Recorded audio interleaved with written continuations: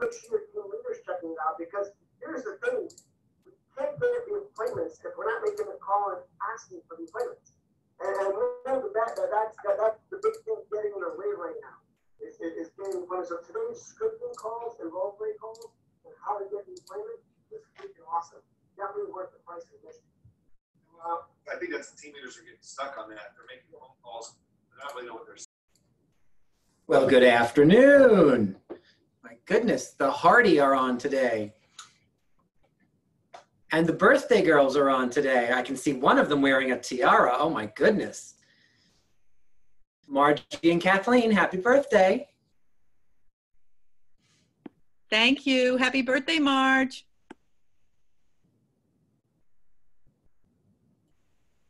I love the princess tiara. It's spectacular. All righty. So let's dive in. We got some people popping on. I can see the numbers shooting up. So while they are doing that, I wanted to start today with one more mention from our friend, Kid President.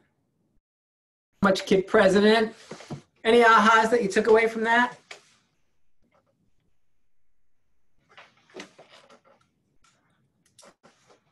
None? What was the point of me playing it then? You want to win at life? Help other people win. Oh, yeah. Don't you love that? What else? Not every day you're going to be awesome. Absolutely. What else?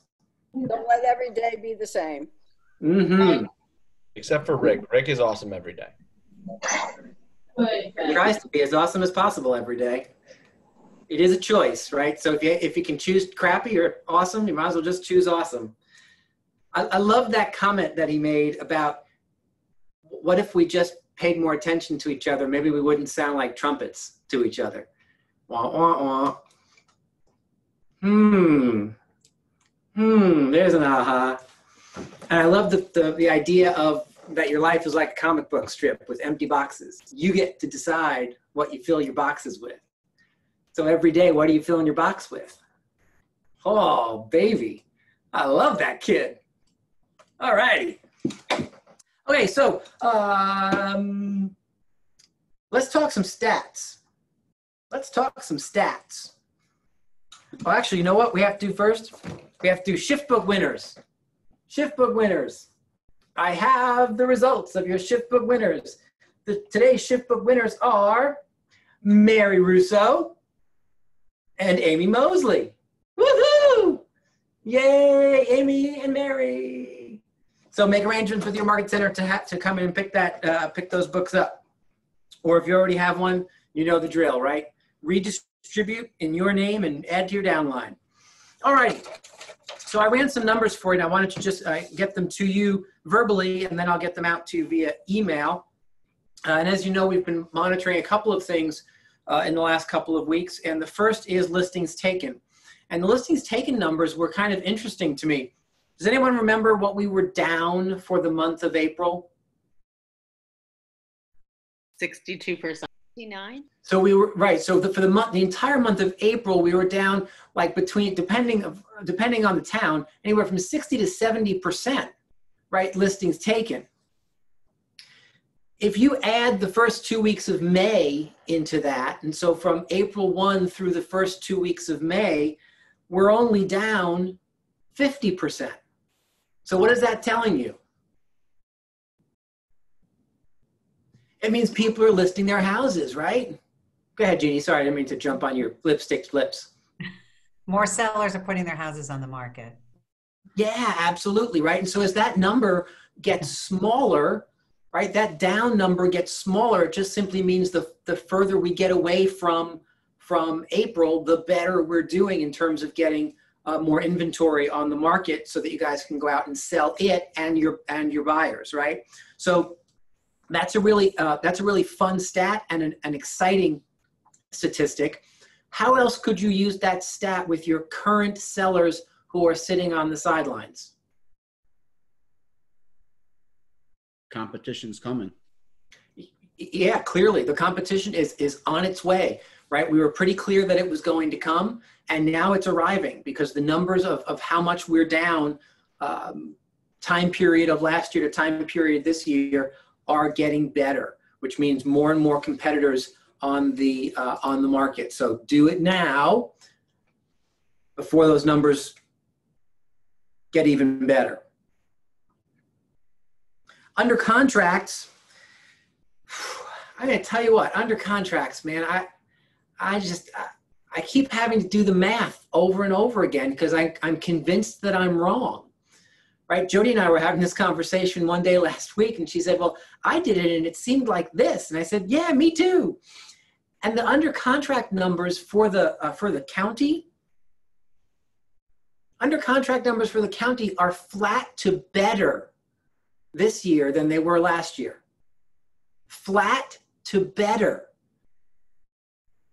Now, again, it's hard to come up with an exact number because it's difficult to get under contracts from a year ago, right? Because RMLS doesn't save that data specifically.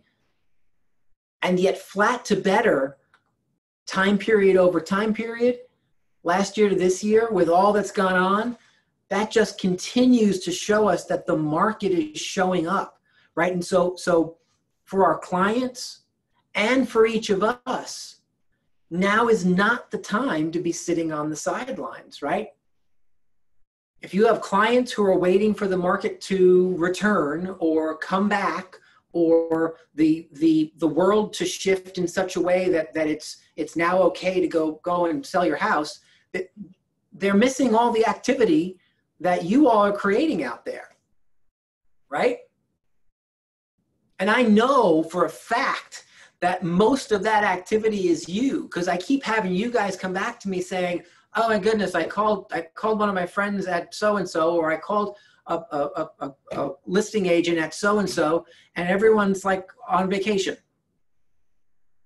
So that means all of you in front of my face right now must be so freaking busy that you don't even have time for a 30-minute call at the end of the day. I don't know how you're even doing it.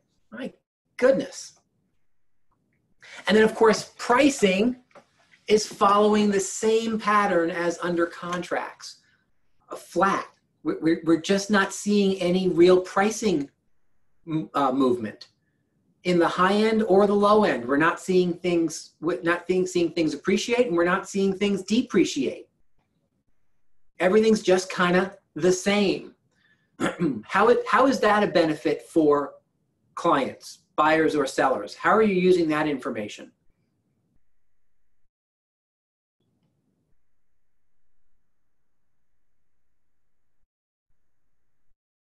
No one? No brave souls? My goodness. All right, so for your sellers, if pricing isn't going anywhere, why is that a benefit for them? Where could it be going? It could be going in the toilet, that's right. And the fact that it's not even close to the toilet yet, it's still like next to the sink, next to the hairbrush, that's good news because it hasn't fallen into the toilet yet. It's not even on its way down. That should also encourage your sellers, combined with the under contract data, it should absolutely encourage your sellers to get this job done right now. It should send the message to your sellers that, hey, if you haven't been one of the people to receive an offer on your property in the past 30 days, something's wrong. Because everybody else seems to be getting offers on their properties. So what does that say?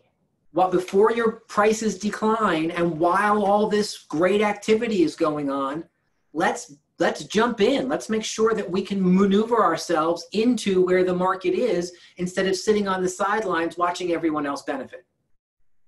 Make sense? Why is it a benefit for buyers that pricing is flat? Because what could it be? Say it again, Jody, sorry. Because it's holding. I mean, they're wondering if they should buy now or wait until a year from now if prices might come down, and prices are clearly holding. Exactly right, right? So it's getting people off the fence. And oh, by the way, I don't know that I would not say to my buyers, hey, good news. Prices are not going up. They're holding steady. Why is it a valid comment to say to your buyers, good news, prices are not going up? What do we know about inventory? right? It's terribly short. And so we live in a supply and demand world, right? So when supply is short and demand is high, what happens to pricing, generally speaking? It certainly can go up, and that's not happening. So it's a benefit for both sides, and we have to really rally our conversations with our clients, both buyer and seller, around this data to help them get off the fence and take action, right? That is your goal this week, is to create action for your clients.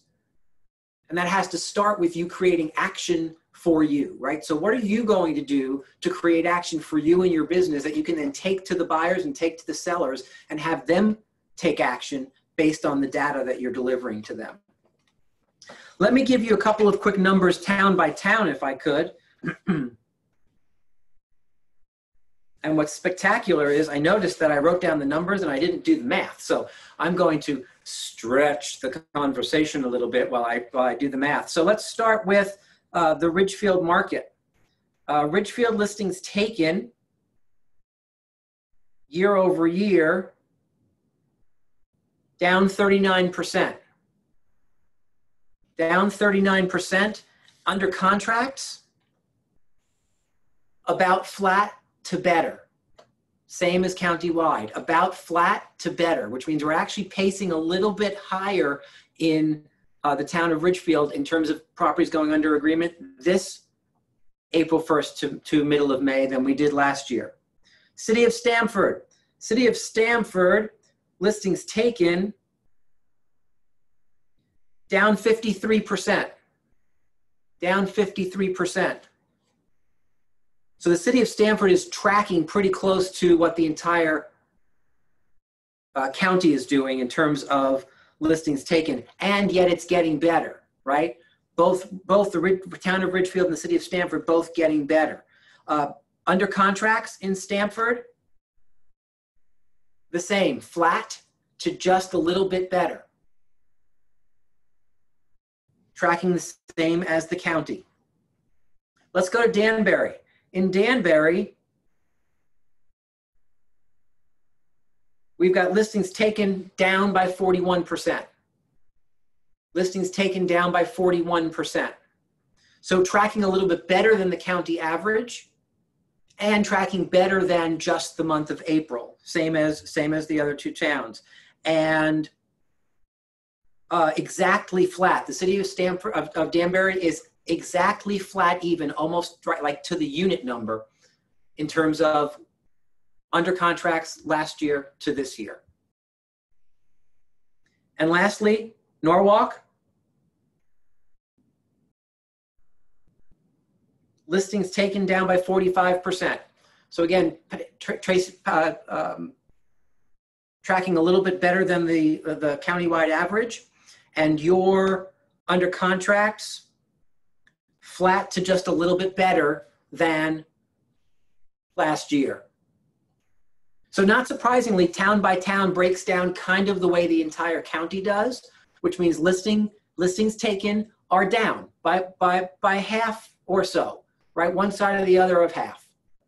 Okay, not a surprise, right? What we expect though is over the course of the next 2 weeks that the month of May will start to correct itself and bring us even closer to where we should be. And we fully expect right now, based on the things that I'm hearing from each of you, as your pipelines of sellers who are coming to the market start to actually hit, because now's the time, right? We've talked about this. Now's the time for those sellers to be on the market.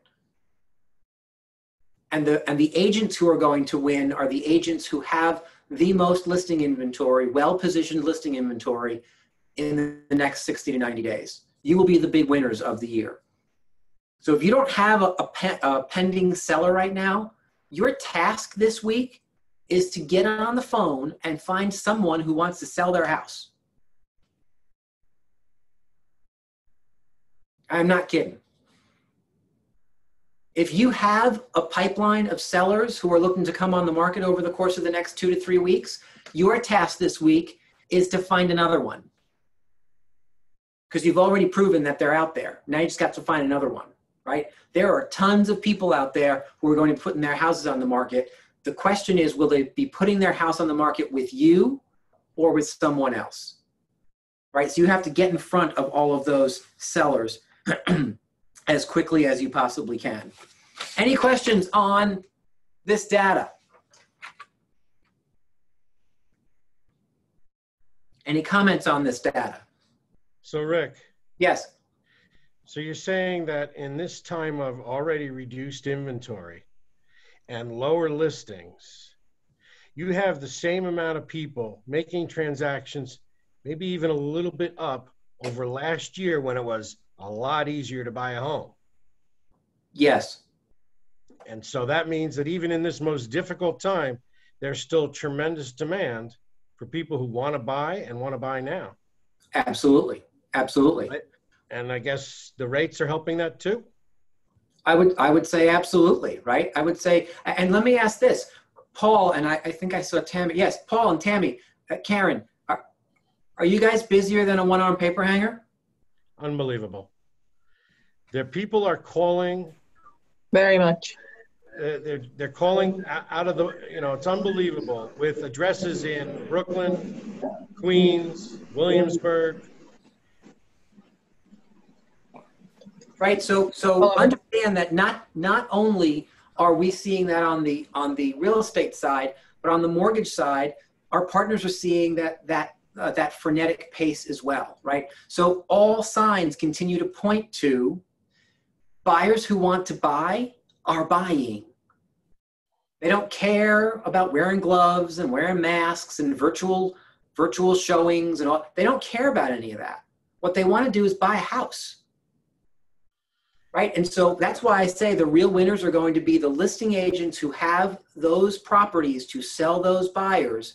The second set of winners are all of you who are finding ways to capture those buyer leads, to bring to your colleagues' listings and create that in-house sale over and over and over again for the next 60 to 90 days. Rick, one of the other things that we've noticed is that, we've all talked for months, if not a year now, about what will get the millennial rolling, what will get them out and get them started. They've started, they're coming.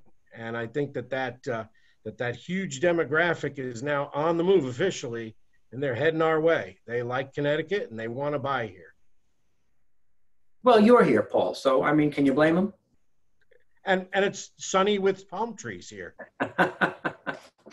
So one of the things that got mentioned, I think, this morning when Nancy gave her rate update, and it got mentioned again at the business mastermind at 1 o'clock. So I'll just mention it one more time here. The governor was recently quoted in some article, I think in maybe the Stamford Advocate or something. It was some down county publication. The governor was quoted as saying, real estate companies in Southern Fairfield County, their phone is ringing off the hook. And so we're going to get that article and get that link out to you, because using that information with your buyers and your sellers is so massively important.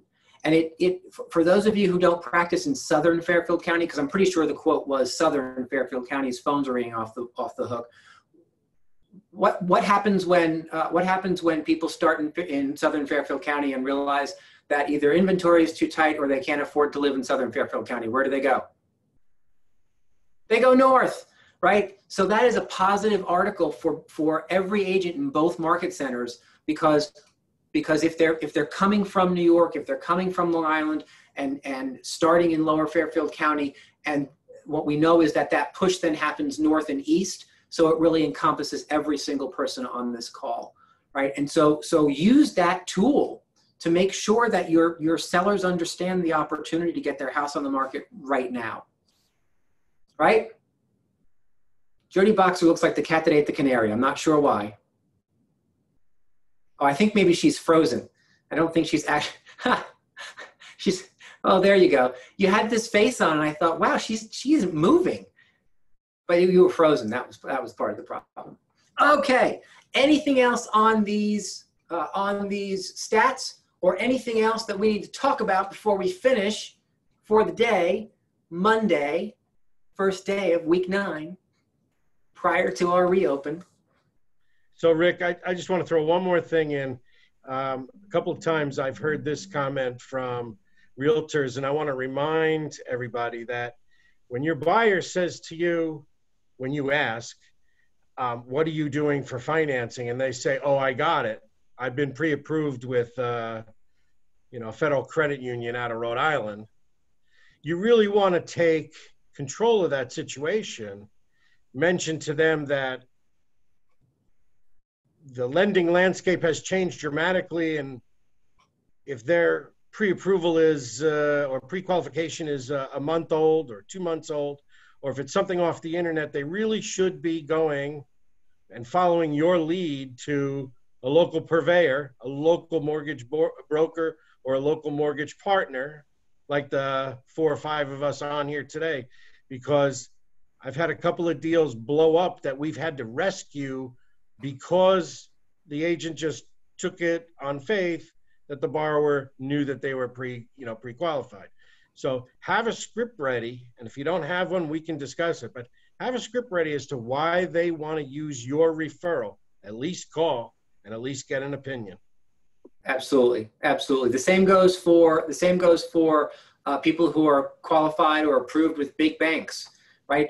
It's just tougher to have the money show up with some of the big banks lately. You don't have the reach inside of a big bank that you do with our mortgage partners. So take advantage. You've got to do everything you can possibly do to make sure that that things get closed today. So don't leave any stone unturned. Go ahead, Tammy. I just want to add to what Paul was saying too. Before people can even walk in the houses, we have to give pre-approvals now to validate. Listing agents are calling and asking before they've even let the people in the house to see the house. They're calling to validate the pre-approval, which should be business anyway.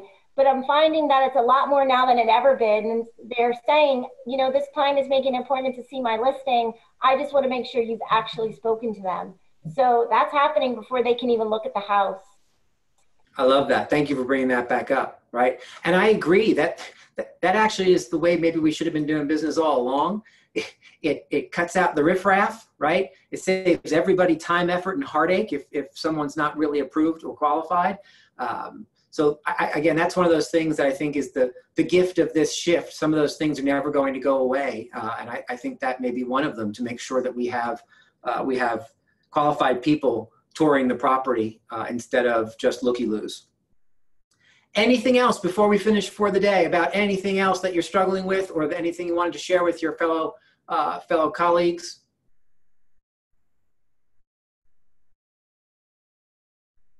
So I'll say one last thing, and that is, as of today, there are 4 of us on this call, and those 4 people are Dan Raposo and Mike Periandri and Carlos Martinez and Rick Scott.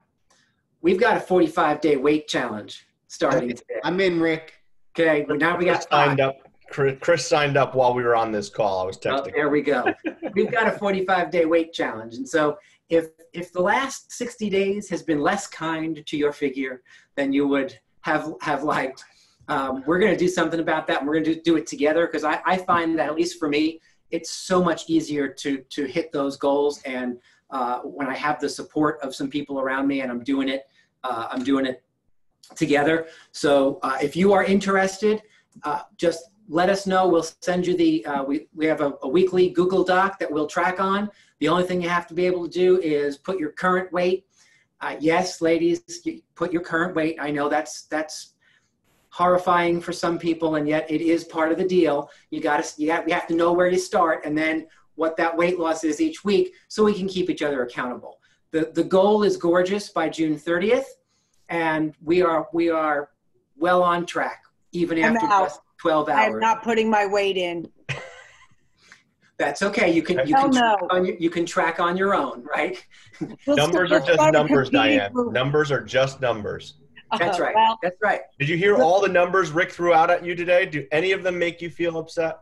No, they're just numbers. No, that one does. Just numbers. Just numbers. We'll do a competing group where we don't have to put our weight in. We'll just track results. So recognize that you have lots of opportunity. And I say that from this perspective. I say that because I continue to be so honored to and feel so privileged to have each of you to help me accomplish my goals. I hope you feel the same way back, because I am here to help you accomplish yours.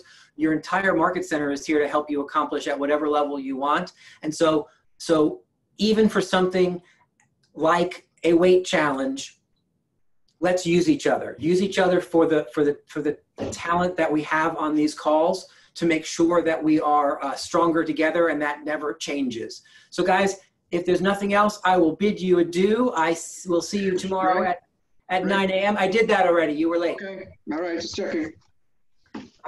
I will bid you adieu for tonight, and see you tomorrow at 9 o'clock sharp. Have a great evening.